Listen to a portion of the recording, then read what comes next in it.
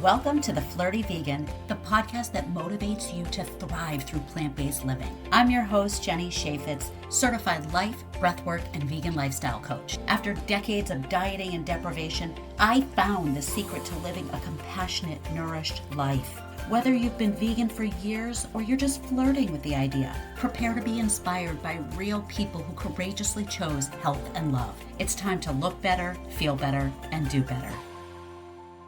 Hey everybody, welcome back to another episode of the Flirty Vegan podcast. My name is Jenny Shafitz. I'm your host. I am a life coach, breathwork facilitator, and vegan lifestyle coach, and I am so excited about this lifestyle, this information, this mission to spread good health, longevity, compassion, and connection all over the place. So I'm using this platform and I'm glad you're here for it. I hope you will like, subscribe, or follow wherever you're listening. I hope you will share this episode as well as all the others with friends and family. Talk about these topics and get people interested and involved in these issues that affect all of us. None of us is immune or walled off from air, water, land, the things that we all need as humans on planet Earth. So it's important that we all pay attention and talk about topics like climate, the environment, pollution, natural resources, the animals, for crying out loud. And let's not forget this little thing called our health. And today I have an incredible guest for you. The amazing Dr. Michael Greger is here. And if you know, you know, and if you don't, you will. Because he is a legend in the plant-based nutrition science community, and he's just a brilliant resource. A founding member and fellow of the American College of Lifestyle Medicine, Michael Greger, MD, is a physician and internationally recognized speaker on nutrition. His science-based nonprofit, nutritionfacts.org, offers a free online portal hosting more than 2,000 videos and articles on myriad health topics. Dr. Greger is a sought-after lecturer and has presented at the Conference on World Affairs and the World Bank, testified before Congress, and was invited as an expert witness in Oprah Winfrey's defense in the infamous meat defamation trial. A graduate of Cornell University School of Agriculture and Tufts University School of Medicine, Dr. Greger is also an acclaimed author. How Not to Die, the How Not to Die cookbook, How Not to Diet, and How Not to Age became instant New York Times bestsellers. More than 1 million copies of How Not to Die have been sold. And this is what's beyond incredible. All proceeds Dr. Greger receives from the sales of his books and speaking honoraria are donated directly to charity. Wow, right? Wow. And he took time out of his unbelievably busy schedule to share a conversation with me. So I am enormously grateful for that time, as well as everything he's doing in the world to educate all of us. And I'll give a quick plug to his audiobooks. He reads them himself, and he is just delightful, hilarious, so engaging. So I encourage you to check out the audio versions of his books, which I have gotten through my local library. For sustainability reasons, I am a big proponent of using your library, and I love using the ebook versions. So that's my quick plug there. Now, Dr. Greger and Dr. Neil Barnard, my previous guest, and a lot of plant-based physicians are of course focused on eating the healthiest, most nutritious versions of plants. However, sometimes we just want a treat. We want to indulge ourselves. So I am sharing with you, the listener, my coveted, famous chocolate chip cookie recipe, which is a family recipe that I have veganized, and it is outstanding. Even the most discerning palate will love it. I know this because I've tested it out on all of my meat-eating, carnivore-obsessed friends and family. And if you want that recipe, all you need to do is look to the show notes, the show description below, and click on free cookie recipe. And so with that, I will now welcome you into my very health-focused conversation with Dr. Greger. It is with so much joy that I welcome the one and only Dr. Michael Greger to the Flirty Vegan podcast. Welcome. Woohoo! Oh my goodness. Okay, so we have a lot to cover in a short amount of time, so we're going to get right into it. For vegans, I know this is no surprise to you. You are the most knowledgeable, trustworthy source of medical information. You're like a mix between Superman and a supercomputer. And your books, especially, I will say, How Not to Die, is like the Bible that should be in everyone's nightstand. And you have thousands of citations showing that eating plants is the best way to promote health and longevity. Now, to get started, I'm going to ask you the same question I ask all of my guests. What attracted you to veganism? I mean, this all started when I was a kid, right? With my grandmother's story. For those who don't know, I mean, I was just a kid when my grandma was sent home basically in a wheelchair to die, with end-stage heart disease. She already had so many bypass surgeries, basically run out of plumbing at some point. Confined in a wheelchair, crushing chest pain. Her life was over at age 65. But then she heard about this guy, Nathan Pritikin, one of our early lifestyle medicine pioneers. And what happened next is actually detailed in Pritikin's biography. He talks about Frances Greger, my grandmother. They wheeled her in and she walked out. Though she was given a medical death sentence at age 65, thanks to a healthy diet, was able to enjoy another 31 years on this planet till age 96 to continue to enjoy her six grandkids, including me. So that's why I went into medicine. That's why I specialized in lifestyle medicine, why I started the website nutritionfacts.org, why I wrote the book How Not to Die, why all the proceeds from all my books are donated directly to charity. I just want to do for everyone's family what Pritikin did for my family. So I love that story, and no matter how many times I hear you say it, it's just as powerful. But I'm glad this audience got to hear it. Was it instant that you adopted a fully plant-based diet, or was Oh, there a well, gradual? yeah, no, at the time, I mean, when I was just a kid, I didn't think anything special happened. Grandma was sick, went to the doctor, and came back better.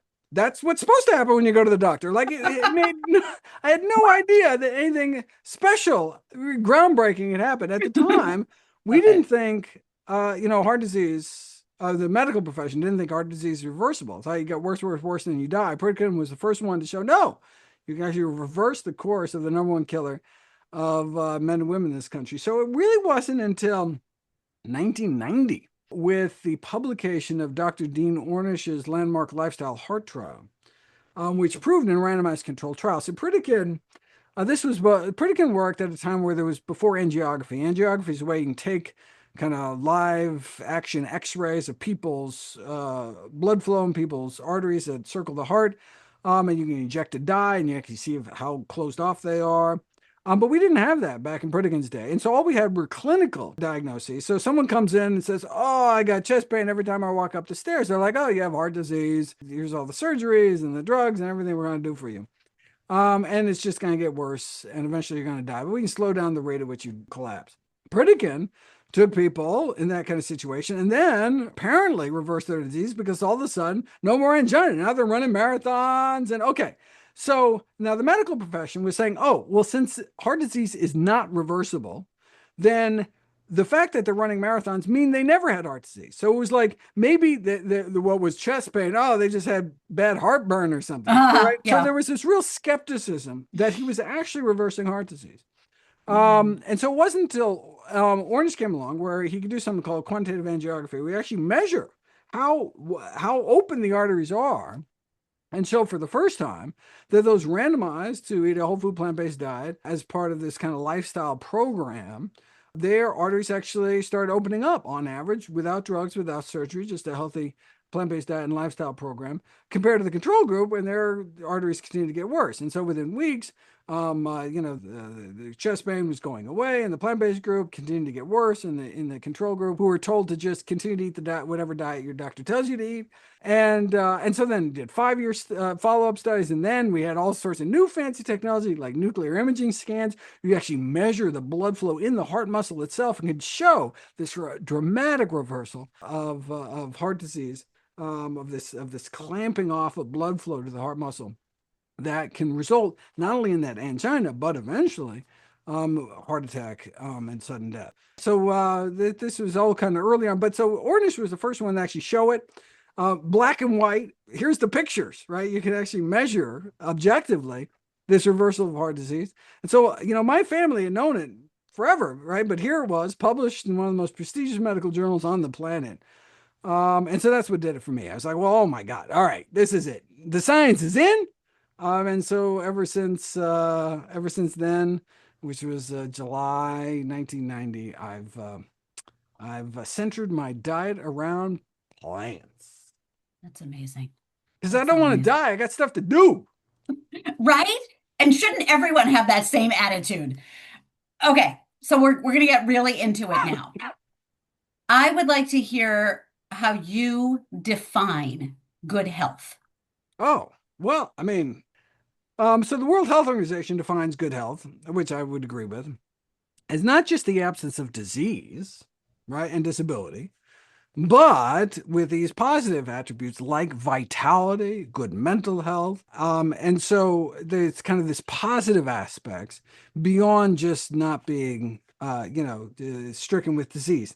Having said that, in today's society, I'd be happy just without the disease part, right? Like, we have such an epidemic of diabetes and high blood pressure. And I mean, some very serious chronic lifestyle diseases that if people just didn't have these diseases, I'd be happy. Now, do I also want them to jump out of bed in the morning and feel great and, and have all this energy and, okay, oh, wonderful. Icing on the cake, on the sugar-free cake. Yeah, no, I'd be happy with just people not being miserable in chronic pain. My next book coming out December 15th, 2026. In fact, I think this is the first interview I've done where we actually have a pub date. So this is breaking news, everybody. Yay! I was hoping it was going to come out in December. Yeah, it's December 15th. Awesome. How Not to Hurt. So it's Yeah, on lifestyle approaches to pain management. that's so What things good. you can eat to help with chronic pain conditions like migraines and irritable bowel and arthritis and on down the list. And so there's good news. There's all sorts of wonderful things we can do. But, I would just be happy that tens of millions of people weren't in chronic pain, not to mention all the other people suffering from all these terrible diseases. Right. Right. And okay, so I want to ask about all those other diseases in a second. So this audience, given the demographics that I know, most of them are probably familiar with the movie When Harry Met Sally. Okay. And as are you, probably. Yeah, yeah, sure, Okay, so sure. there's a part in that movie where Carrie, Orgasm scene, orgasm not scene. that one, not Oh, that. okay. Yes, that's related to diet as well. But there's a part where Carrie Fisher's character says, everyone thinks they have good taste and a sense of humor, but they couldn't possibly all have good taste. And I've always thought that line parallels nicely with health because it seems to me in my day to day life, most people are walking around saying they're healthy. But if most people are also, as you alluded to, taking pills and complaining about aches and pains, allergies, insomnia, asthma, whatever, then not everyone can actually be healthy, right? Yeah, well, I mean, so, part of it is, you're comparing yourself to others, and we have such a horribly sick society that, they look at their neighbors who can't even Right, walk, oxygen mask and they're and like, yeah. oh my God, I'm super healthy. What do you mean? I Hmm. can walk up a flight of stairs. What do you mean unhealthy? Okay, so that's part of it. And another part of it is that they just don't know how good they could feel if they really gave healthy living a chance. And people just, a lot of things people attribute to aging. My last book, How Not to Age. So many things like these. Oh, that's just what happens when you get older. Your blood pressure goes up, your knees start to hurt. This happens, Yeah. this happens. Like it's just normal, and it is Hmm. technically normal Because it's common. because it's common. That's what normal means. But I mean, it's normal to be overweight Yep. in this society, but that doesn't mean it's healthiest. And so, that's what you find in these studies. So, PCRM, one of my favorite organizations, Physicians Committee for Responsible Medicine here in DC, when they do these studies, they've done these wonderful randomized controlled trials of, okay, let's take, and I talk about them a lot in my new book because they've done a lot of pain conditions. Let's take Uh-huh. women with painful periods and randomize them to a healthy plant-based diet or not. Let's take men and women with migraines, randomize them to plant-based diet. Let's take people with rheumatoid arthritis. See what happens. And one of the things they find in these studies is that all these other things get better. right? And so the person, starts this plant-based diet for their headaches, and all of a sudden, their indigestion goes away, and they just thought that it was normal to feel terrible after a meal, right? Right. This dyspepsia, tens of millions of Americans suffer from this. They just feel, oh, they're bloated and they feel Hmm. gross, and it's just like, well, that's just what happens when you Right. eat. Um, Yeah. it's just normal to be constipated. It's just normal to get up in the morning and be like, take a while to really kind of get your, Yeah. or painful periods. Well, that's just normal. That's just periods, Exactly. but then when they start eating and living more healthfully, all of a sudden it's like, oh my, I had no idea. And it's like you don't know how good you're going to feel until you give it a try. And these studies were like, just a couple weeks long in some cases, weeks or months long. And so it's like, well, give it a try, right? Hmm. Why don't you do what is called an N of one experiment, Yep. an experiment with a sample size of one? Try it yourself, see how good you can feel. And then look, after the end of this time, and you don't feel any different, right? I mean, you could also get, labs done before and after, and maybe, they want to put you on a statin drug before, but 2 weeks later, eating healthy, you don't need a drug anymore. Um, but weigh up the pros and cons, right? Just because these studies show on average these amazing beneficial effects, maybe it's not that beneficial for you. Or maybe it's even more beneficial. You're on the other side of the curve where most people, feel this much better, but you're going to feel this much better. You're not going to know unless you give it a try. So that's why I encourage people to do these experiments with themselves. Like, I mean, you can eat anything for a couple of weeks. Of You course. could even healthy people could eat nothing for a couple of weeks. I mean, Yeah. so it's like, well, let's just give an experiment to give it a try. Particularly because there's just nothing more important in life than the health and well-being of yourself and your family. So it's worth trying it out. Totally. You know those people, they serve you something really delicious and then you ask them for the recipe and they get all secretive and dismissive because you know they don't want to share it? Well, I'm not one of those people. I have the most amazing chocolate chip cookie recipe that I veganized and I want to share it with you. This recipe is in a cookbook. It won Best of New Hampshire chocolate chip cookies, and whenever I make them for non vegans, they obsess and can't get enough. It is that good, but I'm not stingy. I'm happy to give it to you so you can make them and spread the love. Just head to the show description, click on the link for a cookie recipe, and it's all yours. You can thank me later.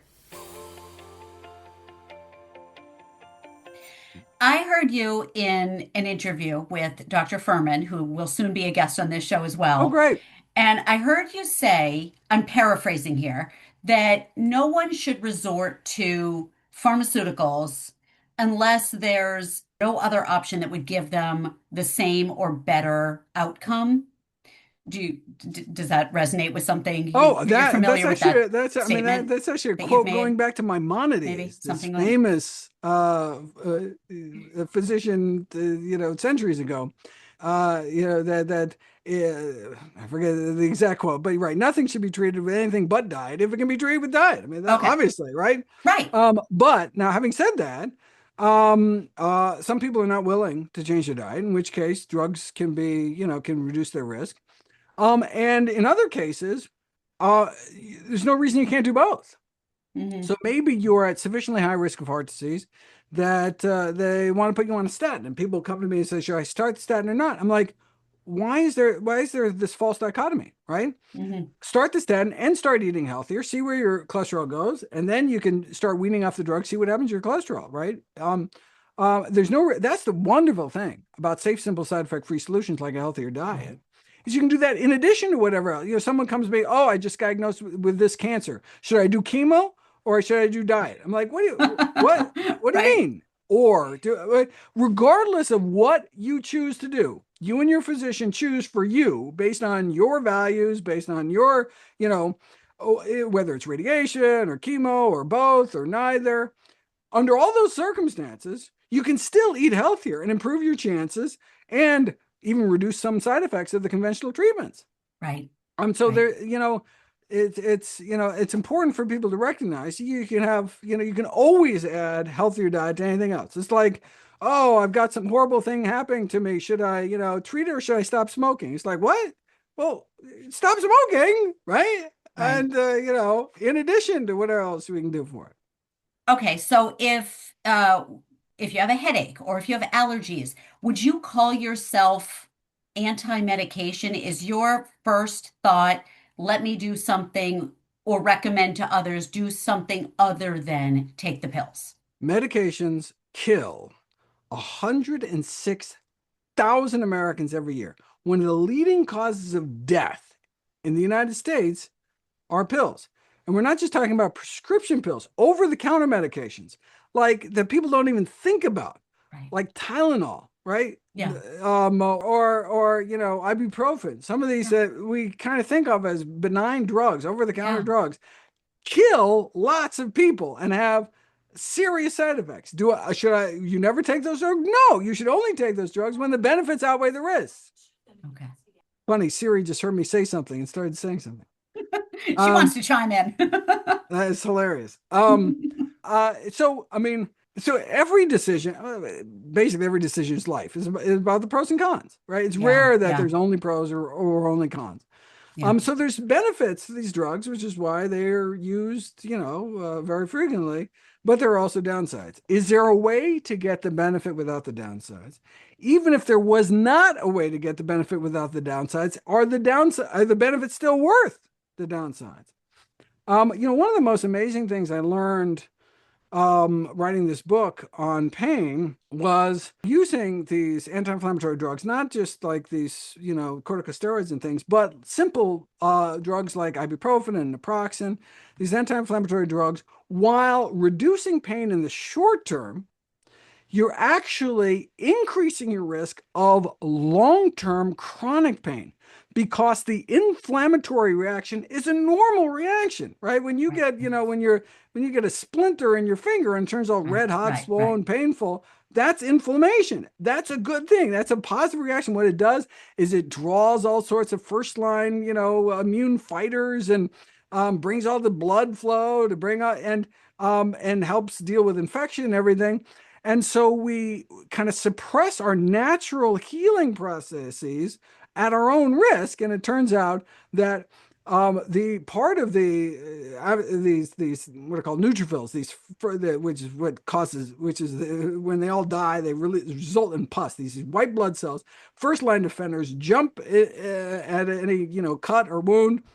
They actually are part of the inflammatory response, but what they do is they also are involved in resolving the inflammatory response. Once they've done their job, they release these chemicals, have anti-inflammatory effects, and turn down all those, all the pain signals to the brain. And if you interrupt that, by preventing the inflammatory response, you can get this chronic smoldering inflammation. And so people taking drugs for back pain. Oh, your back feels better, but then you randomize them to take the drugs, and then a few weeks later, who's still in back pain? The people who took the drugs.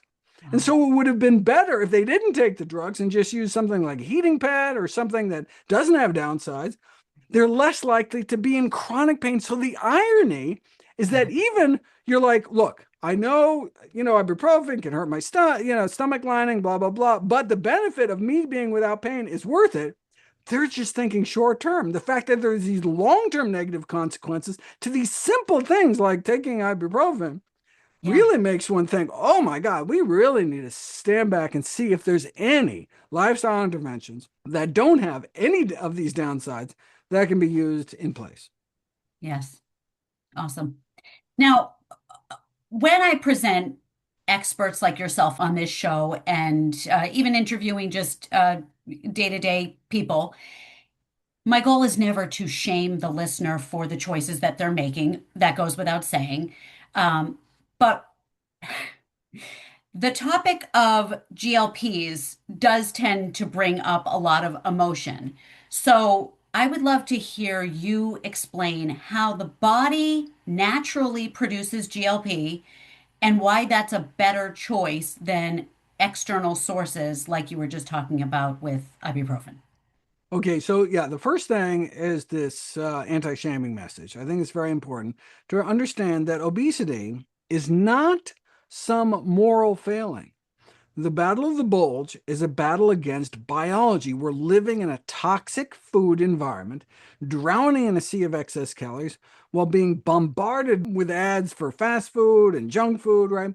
Becoming overweight is a normal, natural reaction to this abnormal, unnatural ubiquity of sugary fatty foods that are concentrated in calories.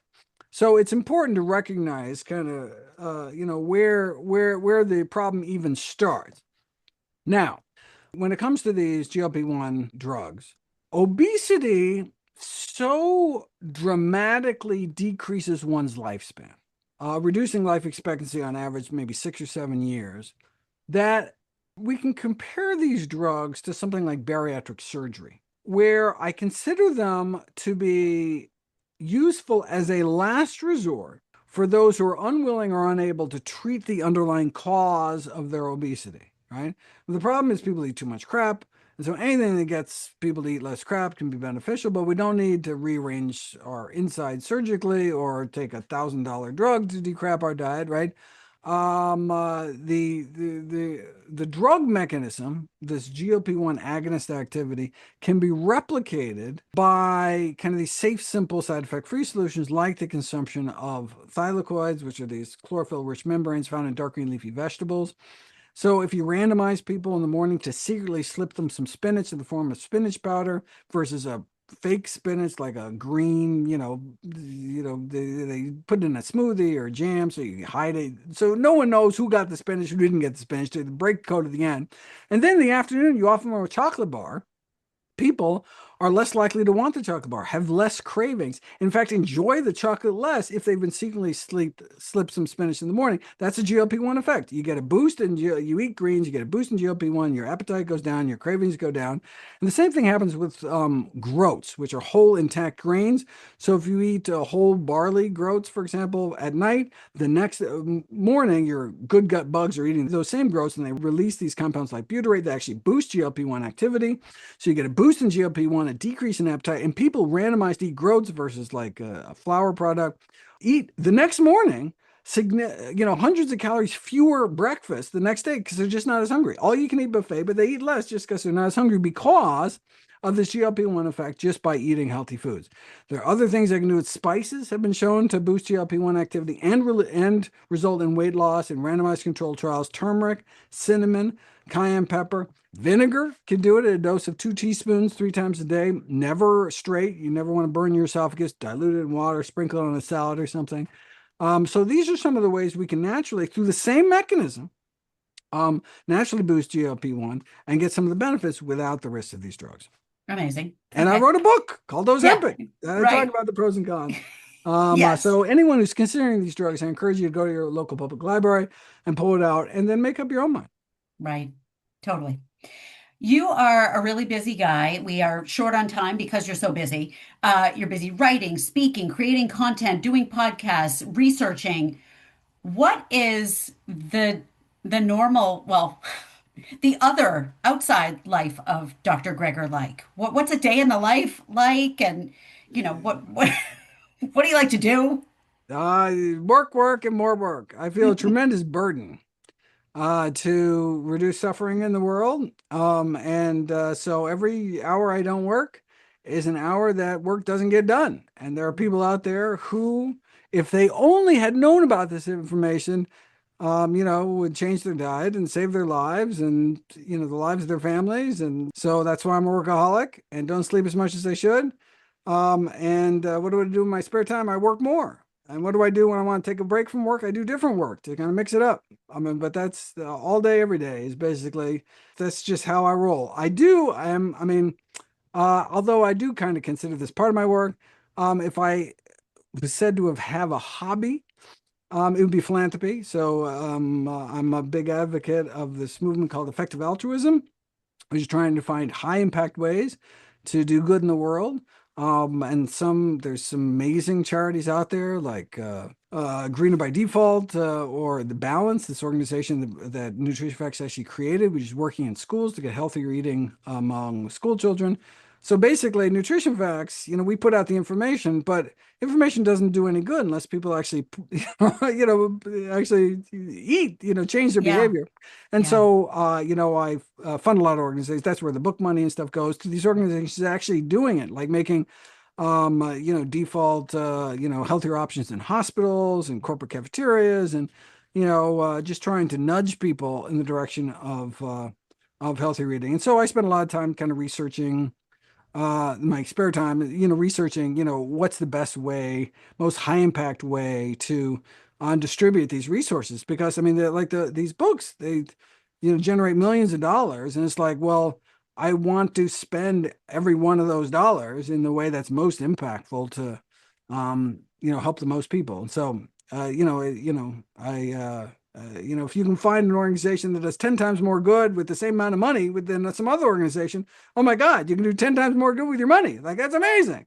So, Yeah. evidence-based giving, just like evidence-based eating, is something that I'm passionate about. Wow. And we are so grateful for it. Let's see if we can get in these last two. Okay. With all the information in your books and on nutritionfacts.org, to the person that's not yet on this journey, it could all feel very overwhelming. Sure. So, what might you say could be the first step someone Oh takes yeah, yeah. if Oh they're yeah. coming No, from no. the crap-filled diet? Yeah, no, no, that's it. If you could just, for example, add three things to your diet, it would be berries, the healthiest types of fruits, dark green leafy vegetables, the healthiest vegetables, and legumes, beans, split peas, chickpeas, lentils, the healthiest source of protein. If there were just three things to first remove from your diet, it would be anything with trans fats, processed meat like bacon, ham, hot dogs, lunch meat, sausage, causing colorectal cancer, the number one cancer killer of non-smokers. And number three would be liquid candy, Yeah. soda, sweetened beverages. So if we just cut out those three, just added those three, you go a long way towards eating healthier. There's always some extra tweaks you can make, but some of the real basic common sense things can get you, a long way there. Yes. Okay. And to wrap it up, the question that I end every interview with is, what are some of your favorite foods, Dr. Greger? Oh my God, so many cool things that I keep changing. There's always but purple sweet potatoes are a big one. So this morning I had so I usually make kind of sweet potato fries for more savory thing, but you take purple sweet potatoes, you microwave them, chop them up, freeze them, and then use them for smoothies. For if you find it's not good mango season or something, make really rich, creamy smoothies, and they're bright purple and they're so cool. And I make kind of like a pumpkin pie smoothie, so pumpkin pie spice kind of thing. And oh my God, they're so delicious. That's my kick lately. Wow. I have not heard of putting sweet potatoes in a smoothie. I've heard a lot of things, but not that. Well, go for it. Try it out. Amazing. Well, I'm sure the listeners will be very grateful for that recommendation, as am I. Dr. Greger, this has been the treat of a lifetime. I'm so grateful to you and all the work that you clearly do 24 hours a day. Thank you. Yay. Thank you so much. Keep up the great work. I've waited a long time to have that conversation with Dr. Greger, and I'm just so grateful it finally happened. Now let's get into the juicy bits from that conversation. Number one, Nathan Pritikin is an early lifestyle doctor, and he was the first to say that you can reverse heart disease. Number two, in 1990, Dr. Dean Ornish was the first doctor to actually show on imaging the reversal of heart disease. Number three, the definition of good health is the absence of disease and disability, but with vitality and good mental health and not being miserable and in pain. Sounds good to me. Number four, we live in such a sick society that people don't know how good they can feel because unhealthy has become normal. Number five, nothing should be treated with anything but diet if it could be treated with diet or something like that. In other words, diet is the safe, simple, side effect free solution, and you can always add a healthier diet to whatever other treatment plan you have going on. Number six, 106,000 Americans die because of medications, over the counter and prescription, every year. So we should only be taking drugs when the benefits outweigh the risks. And we suppress the natural healing process when we take a lot of medication. Number seven, obesity is not a moral failing. becoming overweight is a normal, natural reaction to the abnormal, unnatural ubiquity of sugary, salty, fatty foods. And obesity dramatically reduces lifespan. Number 8, how do we decrep our diets? Well, you could start with green leafy vegetables and groats, spices like turmeric, cinnamon, cayenne pepper, and vinegar. And you could also read Dr. Greger's Ozempic book. Number 9, 3 things everyone should add to their diets: berries, green leafy vegetables, and legumes. And 3 things to remove: trans fats, processed meats, and liquid candy. And finally, number 10, Dr. Greger's current favorite food is purple sweet potatoes. You could slice it into fries or try it in a smoothie. What a cool idea. I love that. Please head to the show notes and check Dr. Greger's links. You definitely want to download his Daily Dozen app, listen to nutritionfacts.org videos. He's got a regular podcast, and find his books. My recommendation is to get the audiobooks from your library and also purchase How Not to Die to have on hand, because it is the Bible of nutrition and health. And side plug for sustainability, you can get books on Amazon that are used and like new. So I suggest doing that. Thank you so much for tuning in. I hope you loved this episode, and I hope you will share it with anyone and everyone you know who cares even the slightest bit about health and longevity. And I will see you right back here in 2 weeks for the regularly scheduled episode, my conversation with my friend, fellow vegan, inspirational from scratch, home cook and baker, self-proclaimed crunchy mom, and avid endurance runner, Sarah Metzger. As always, it is with a heart full of gratitude and a fridge full of veggies I send you peace, love, and chickpeas. Mwah!